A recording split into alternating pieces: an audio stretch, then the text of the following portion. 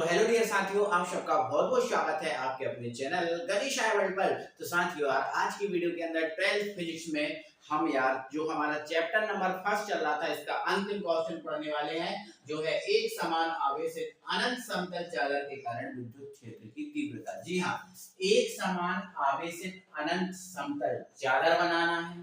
समझ लिया? क्वेश्चन ने जो बोला उसका आंसर हम देंगे। एक समान आवेशित अनंत समतल चालक बनाना है और फिर उस चालक के कारण हमें विद्युत क्षेत्र की तीव्रता ज्ञात करनी है। ये हमारा पूरा क्वेश्चन है, समझ लिया? तो आप एक समान अनंत समतल चालक बना देते हैं। ठीक है, तो भाई साहब हमने ये मान लिया, ये हमने क्या मान लिया, ये बेटा हमने मान लिया कि भाई ये अनंत लंबाई, देखो देखो चालक है तो भाई इसकी लंबाई और चौड़ाई होगी, होगी कि नहीं? जैसे मान के चलो मेरे पास ये बुक है ना, इस बुक की कुछ ना कुछ लंबाई होगी, कुछ ना कुछ चौड़ाई होगी। तो भाई अब चादर है तो चादर की कुछ ना कुछ लंबाई होगी और कुछ ना कुछ क्या होगी, चौड़ाई। तो हमने ये अनंत लंबाई और अनंत चौड़ाई की ये चादर मान ली, ठीक है, जिस पर प्लस क्यू आवेश है। जिस पर बेटा मान लिया हमने क्या है, कौन सा आवेश है, प्लस क्यू आवेश है। तो इस पर हमने प्लस क्यू आवेश मान लिया। इस पूरी चादर पे क्या है, प्लस क्यू आवेश है। तो एक बात आपको बहुत अच्छे से ध्यान रखनी है प्यारे साथियों, वो बात ये है कि अगर किसी आवेश को चादर पर फैला दिया जाता है, अगर किसी आवेश को एक चादर के रूप में, मतलब ऐसा बोले, अगर किसी आवेश को लंबाई और चौड़ाई के रूप में फैला दिया जाता है तो वो आवेश एक समान आवेश पृष्ठ घनत्व कहलाता है। ठीक है, क्या कहलाता है वो आवेश? एक आवेश पृष्ठ घनत्व की तरह काम करता है और आवेश पृष्ठ घनत्व को हम बोलते हैं, ऐसा लिखें, एक समान आवेश पृष्ठ घनत्व, एक समान आवेश पृष्ठ घनत्व। ठीक है, मैंने क्या बोला, अगर किसी आवेश को लंबाई और चौड़ाई के रूप में फैला दिया जाता है तो वो आवेश एक समान आवेश पृष्ठ घनत्व बन जाता है। क्लियर है? ठीक है, और आवेश पृष्ठ घनत्व को हम सिग्मा से व्यक्त करते हैं, जो फॉर्मूला होता है आवेश बटे क्षेत्रफल। इसका फॉर्मूला क्या होता है बेटा, आवेश बटे क्षेत्रफल। मैंने आपको क्या समझाया, मैंने समझाया किसी आवेश को अगर लंबाई चौड़ाई के रूप में फैला दिया जाता है तो वो एक आवेश का पृष्ठ घनत्व बन जाता है और पृष्ठ घनत्व को आवेश के सिग्मा से व्यक्त करते हैं, जो आवेश बटे क्षेत्रफल इसका सूत्र होता है। क्लियर है? ठीक है, तो मैंने अनंत लंबाई और अनंत चौड़ाई की एक चादर ले ली। ठीक है, क्या ले ली बेटा, एक चादर ले ली। क्या ले ली? एक चादर। अब मैं आगे क्या कर रहा हूँ, इस चादर के, मुझे विद्युत क्षेत्र की तीव्रता ज्ञात करना है, तो इस चादर का जो मूल बिंदु है, ये मान लिया इसका चादर का कौन सा बिंदु है, मूल बिंदु। इस मूल बिंदु से बेटा आर दूरी पर, कितनी दूरी पर, आर दूरी पर, मान लिया ये आर दूरी है। ठीक है, इधर से इधर तक की कितनी दूरी है, आर दूरी। इस आर दूरी पर बेटा मैं एक बिंदु ले रहा हूँ पी। आर दूरी पर क्या ले रहा हूँ, एक बिंदु ले रहा हूँ पी, और इस बिंदु पी पर हमें क्या करना है, विद्युत क्षेत्र की तीव्रता की गणना करनी है, क्योंकि हमें इसके कारण विद्युत क्षेत्र की तीव्रता की गणना करनी है। तो इसके मूल बिंदु आर से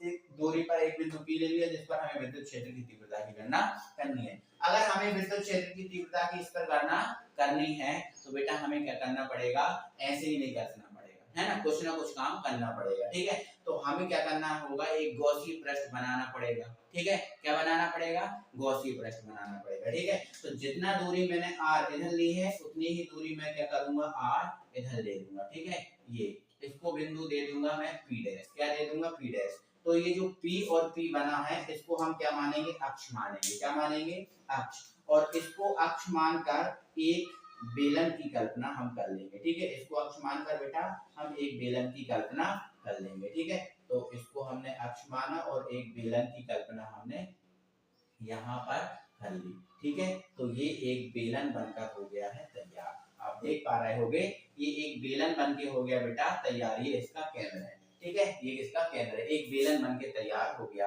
अब ये जब बेलन बन के तैयार हो गया है तो यहाँ पर इसके अलग, बेलन में 3 पृष्ठ होते हैं। देखो, एक पृष्ठ ये है, एक पृष्ठ ये है और ये एक पृष्ठ ये है। ठीक है, तो बेलन के बेटा कितने पृष्ठ होते हैं, 3 पृष्ठ होते हैं। तो मान लेते हैं जो आपका ये वाला जो वक्र पृष्ठ दिख रहा है ना, ये वाला, इसको नाम दे दिया हमने S1। ठीक है, ये वाला जो पृष्ठ है इसको हमने नाम दे दिया S2 और ये वाला पृष्ठ है इसको नाम दे दिया S3। ठीक है, अब ये पृष्ठ बन गया, जो एक किसकी तरह काम करेगा, एक गॉस पृष्ठ की तरह काम करेगा। क्लियर है? किसकी तरह काम करेगा, गॉस पृष्ठ की तरह काम करेगा और गॉस प्रमेय का यूज करेंगे और हम विद्युत क्षेत्र की तीव्रता आसानी से निकाल लेंगे। तो यहाँ आप देखो क्या लिखा है, माना अनंत लंबाई और अनंत चौड़ाई की एक समतल चादर है, बिल्कुल अनंत लंबाई और एक अनंत चौड़ाई की एक समतल चादर बना लिया जिस पर समान रूप से आवेश वितरित है, बिल्कुल समान रूप से आवेश क्या है, वितरित है, ठीक है, जिसका पृष्ठ घनत्व, जो आवेश समान रूप से वितरित है ना, इसका पृष्ठ घनत्व हमने क्या मान लिया, सिग्मा मान लिया, क्या मान लिया बेटा, सिग्मा, ये मान लिया सिग्मा, ठीक है, आवेश का पृष्ठ घनत्व क्या मान लिया, सिग्मा मान लिया, ठीक है, कोई दिक्कत है, ठीक है। माना चादर से r दूरी पर, ये जो चादर है इससे r दूरी पर एक बिंदु P है, बिल्कुल एक बिंदु P है जिस पर विद्युत क्षेत्र की तीव्रता की गणना करनी है, ठीक है, वो करना है। अब अगर हमें गणना करना है इसलिए हमने P डैश, जो P इस पे यहाँ P डैश मान लिया, इस तरफ P था इस तरफ P डैश मान लिया, वो अक्ष मानकर एक बेलन की कल्पना की, ठीक है, किसकी कल्पना की, बेलन की कल्पना की। तो हमें यहाँ पर कितने पृष्ठ मिले इस बेलन के, 3, S1 S2 और S3, ठीक है। अब हमारा काम बन जाएगा और अब हम आगे हमारे क्वेश्चन को सॉल्व कर लेंगे। तो देखो आगे हमें करना क्या है, हमें पहले इस बेलन के अंदर कुल आवेश निकालना पड़ेगा, बेलन के अंदर क्या निकालना पड़ेगा, कुल आवेश निकालना पड़ेगा, ठीक है। तो भाई यहाँ लिखेंगे, अब पृष्ठ के अंदर कुल आवेश, पृष्ठ के अंदर कुल आवेश, अगर बेटा हम पृष्ठ के अंदर कुल आवेश निकालेंगे तो हम पृष्ठ घनत्व का यूज करेंगे, ठीक है, कुल आवेश निकालेंगे तो पृष्ठ घनत्व का यूज करेंगे और पृष्ठ घनत्व बेटा क्या होता है, सिग्मा बराबर Q अपॉन A होता है। हमें आवेश निकालना है, अगर Q निकालेंगे तो A को यहाँ ले जाएंगे तो Q बराबर हो जाएगा सिग्मा इंटू A, जो आपका पृष्ठ के अंदर कुल आवेश निकल के आ गया है, इसको दे देना समीकरण 1। इस पृष्ठ के अंदर जो आवेश है Q वो सिग्मा इंटू A आया है। क्लियर है कहानी, कोई परेशानी कोई दिक्कत नहीं है, ठीक है। यहाँ पर एक लाइन लिखेंगे, किंतु जो पृष्ठ है बेटा इसको तो 3 भागों में विभाजित किया गया है, ठीक है, तो यहाँ पर हम लिखेंगे किंतु पृष्ठ को 3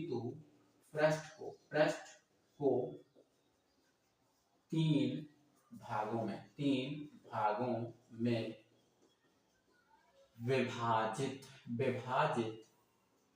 किया गया है। पृष्ठ को कितने भागों में विभाजित किया गया बेटा, 3 भागों में विभाजित किया गया है। अब 3 भाग कौन कौन से, देखो पहला है आपका S1, ठीक है, तो देखो नंबर 1 वक्र पृष्ठ S1, देखो ये वक्र पृष्ठ है ना, तो ये वक्र पृष्ठ S1 जो विद्युत क्षेत्र कैसा है बेटा, समांतर, देखो विद्युत क्षेत्र ऐसा है ना, विद्युत क्षेत्र ऐसा है तो ये पृष्ठ भी कैसा है, ऐसा है, पृष्ठ भी ऐसा और विद्युत क्षेत्र भी ऐसा, तो जो पृष्ठ भी कैसा है, विद्युत क्षेत्र भी कैसा है, समांतर, S1 जो विद्युत क्षेत्र के समांतर है,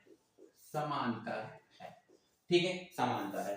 अब दूसरा वृत्ताकार पृष्ठ S2 और S3, ठीक है, वृत्ताकार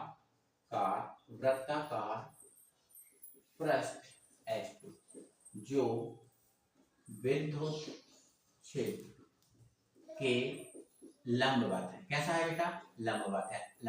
अब लंबवत क्यों है, देखो ये विद्युत क्षेत्र ऐसा है, विद्युत क्षेत्र ऐसा है और ये पृष्ठ कैसा है, ऐसा है, ठीक है, तो लंबवत हुआ ना, और ये भी लंबवत है और ये भी लंबवत है, ठीक है। और तीसरा वृत्ताकार पृष्ठ S3 जो भी पृष्ठ के कैसा है, लंबवत, बिल्कुल इसके जैसा है।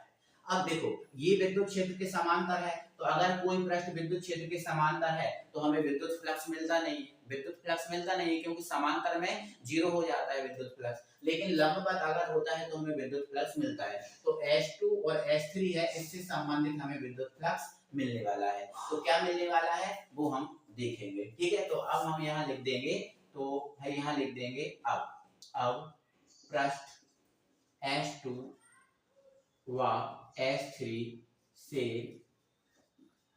संबंधित कुल फ्लक्स हमें दोनों संबंध मिलेगा, तो इससे संबंधित मिलेगा, इससे संबंध मिलेगा, तो हमें दोनों संबंधित मिलेगा, तो वो कुल जो फ्लक्स है निकालेंगे। अगर इससे संबंधित फ्लक्स देखें तो इससे संबंधित फ्लक्स हमें क्या मिलने वाला है, फ्लक्स क्या होता है, विद्युत क्षेत्र इनटू क्षेत्रफल, तो विद्युत क्षेत्र क्या है, E है ना, क्षेत्रफल क्या है इसका, अब देखो इसका क्षेत्रफल मान लेते हैं A और इसका भी क्षेत्रफल क्या मान लेते हैं A, ठीक है। तो भाई विद्युत क्षेत्र इनटू क्षेत्रफल, तो विद्युत क्षेत्र ये है और क्षेत्रफल क्या है ए, ठीक है। और यहाँ भी हमें क्या मिलेगा, फाई ई इंटू ए, क्योंकि दोनों का जो क्षेत्रफल है ए माना है ना, दोनों का क्षेत्रफल हमने क्या माना, ए माना, और भाई विद्युत क्षेत्र दोनों पे ई है, इस पे भी ई है, ठीक है। तो प्रेस से संबंधित कुल विद्युत फ्लक्स आपका इससे संबंधित ये मिलेगा और इससे संबंधित ये मिलेगा, टोटल को हम क्या कर देंगे, जोड़ देंगे, तो ये आपका ई ए, ठीक है, और ये भी आपका क्या हो गया, ई ए, ठीक है, थोड़ा बड़ा बना देंगे, तो ये दोनों संबंधित ये मिला। तो अगर हम देखें तो अब ये और ये कितना हो जाएगा, 2EA हो जाएगा, क्यों हो जाएगा कि नहीं।